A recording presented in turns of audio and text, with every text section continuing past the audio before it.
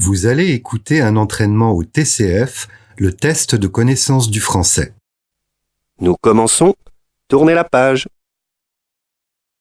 Écoutez les 4 propositions.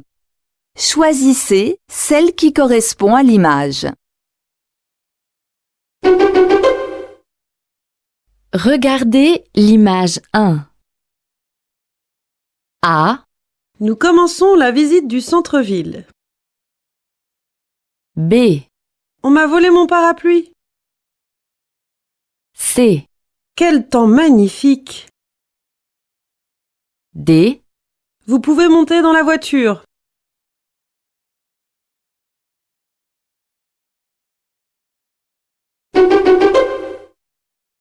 Regardez l'image 2. A. Votre coiffure est presque terminée. B. Votre commande est déjà arrivée. C. Votre rendez-vous de demain est annulé. D. Votre robe est bientôt prête.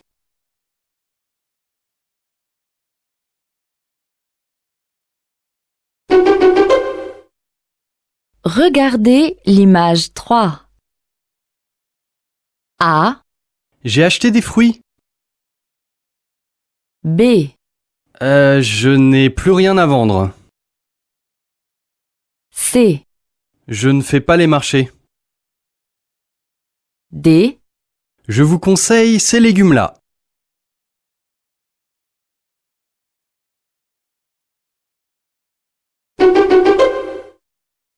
Regardez l'image 4. A. À quelle heure commence la soirée? B. Comment seras-tu habillé pour la fête? C. Où se trouve le rayon musique? D. Vous venez souvent danser ici?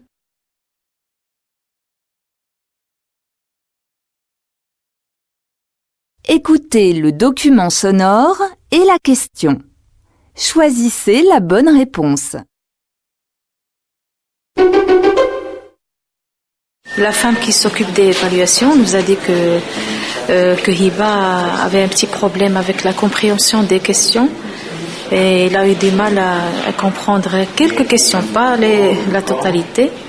Ils vont nous rappeler pour nous envoyer à une école qui est tout près de notre logement. Question 5. Qu'apprend-on sur IBA?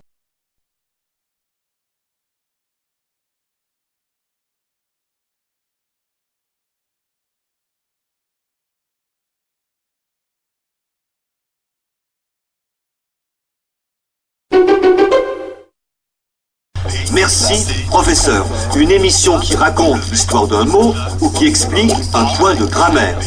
C'est une émission quotidienne. J'ai donc besoin d'une idée par jour. Posez-moi vos questions sur tv5.org, par courriel ou par cybercaméra, ce que certains appellent une webcam.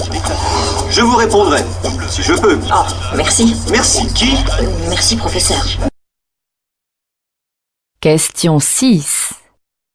Que demande le présentateur au public?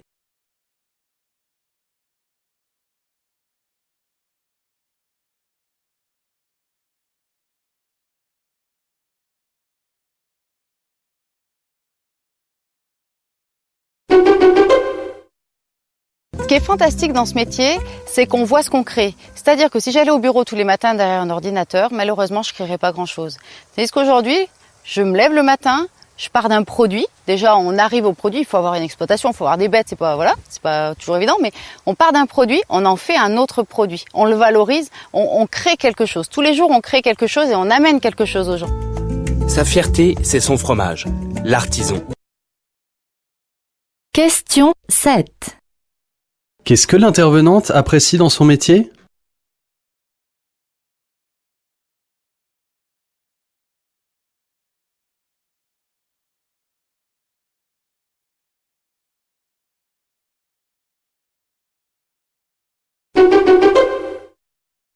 Bonjour, Modou prend son rôle très au sérieux. Aujourd'hui, il s'exerce à présenter le journal télévisé de la toute nouvelle chaîne Télé-École. Au programme, des émissions éducatives, littérature, histoire, sciences. C'est important de transmettre des informations concernant l'éducation par les jeunes parce qu'on partage le même langage et on nous comprend bien, entre jeunes on se comprend bien. Aux manettes de cette télé, des étudiants uniquement. Ils sont quand même encadrés par des professionnels, des passionnés qui aiment avant tout transmettre. Question 8. Quelle est la particularité de cette chaîne de télévision ?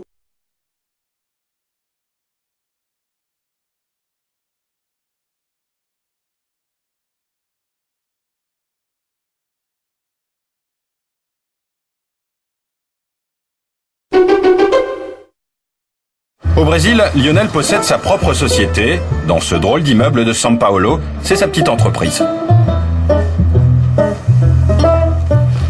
Donc voilà, la boutique Uveline, la première, toute première. Ici, on vend des chemises, des robes, des chapeaux, toutes sortes d'accessoires. A priori, rien de révolutionnaire, a priori seulement. Nos produits filtrent au moins 98% de la radiation UV. Donc il y a du t-shirt un petit peu sport. Et oui, les vêtements de Lionel protègent du soleil, des rayons ultraviolets, le tout grâce à un traitement spécifique.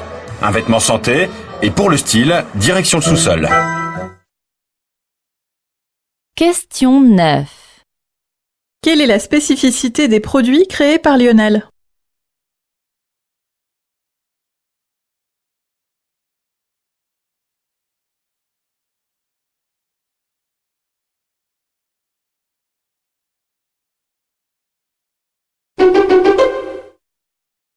Et j'allais dire à mon prof de lettres, Monsieur Jacques, j'ai envie de faire K. Il m'avait dit non, je pense que il avait déjà monté l'ours de Tchekhov à un exercice d'élève.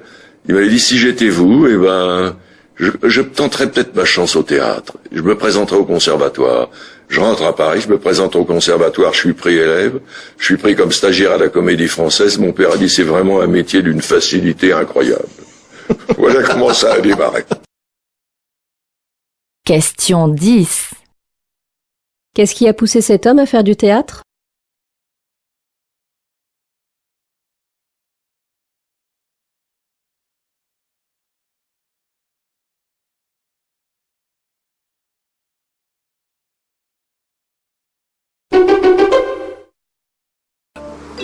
Les ruches citadines se multiplient un peu partout dans le monde et Paris n'échappe pas à la règle. On en trouve partout, sur les bâtiments les plus prestigieux de la capitale, mais aussi chez de simples particuliers. Parce qu'elles sont à l'abri des pesticides et autres engrais, les abeilles ont fait des villes un de leurs terrains de butinage favoris, et c'est tant mieux, car il y a urgence. Je suis apiculteur depuis 1960. Des abeilles, on en perd, disons, une colonie ou deux chaque année. Mais depuis 3 ans, chaque année, c'est un tiers de mon cheptel qui meurt. C'est pas normal. Question 11. Qu'est-ce qui facilite l'installation de ruches en ville ?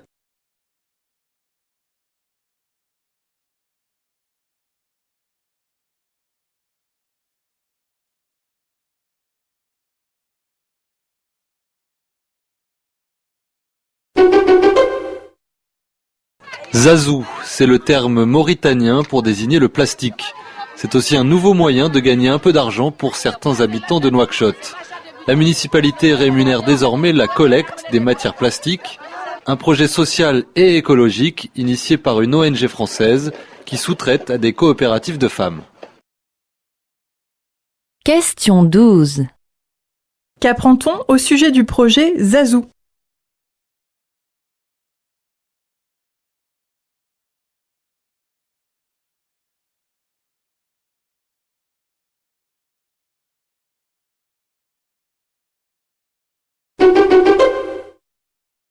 Alors on entend beaucoup dire que la numérisation c'est la fin du livre papier, la fin des bibliothèques.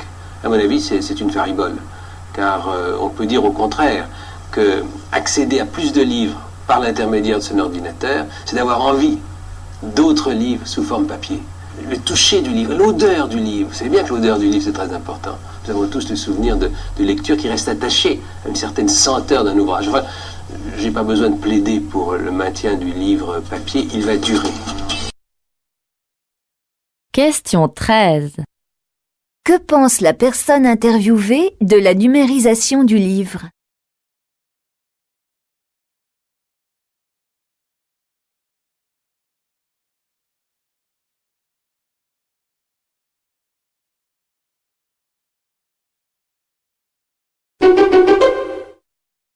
Il faut une politique d'investir dans l'enfant. Vous avez parlé du cercle. Investir dans l'enfant. C'est-à-dire que chaque enfant puisse à la fois, quelle que soit sa situation familiale, famille aisée, famille pauvre, famille cultivée, famille moins cultivée, famille monoparentale, que tous ces enfants qui ont chacun un trésor en eux-mêmes puissent avoir les mêmes chances. Par une combinaison de l'aide à l'enfant, et de l'aide aux familles, et de notre école maternelle, qui est d'ailleurs très bonne.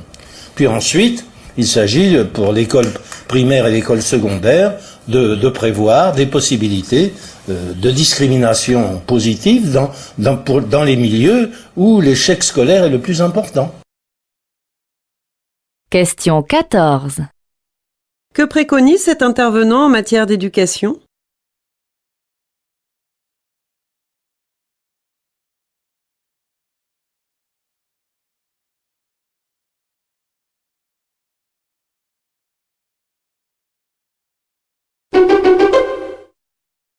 Tout d'abord, notre première illustration donc de sujet à propos des médias panafricains.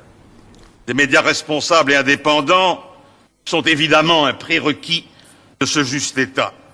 Ils sont le garant d'élections libres, d'un système politique, économique et administratif responsable, d'une démocratie vivante, d'une société de progrès. En un mot, ils permettent de faire progresser le développement. Je souhaite de toutes mes forces que ces travaux puissent nous conduire à l'élaboration d'une charte commune qui fixerait les droits et les devoirs d'une presse libre, garantie par des États de droit.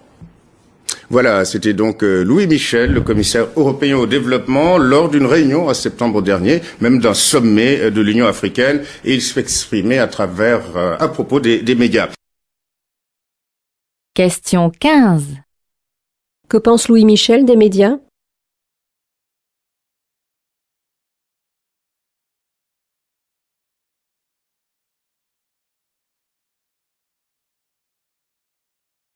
Vous venez de terminer les questions de compréhension orale. Continuez l'entraînement en répondant aux questions de structure de la langue et de compréhension écrite. Bon courage!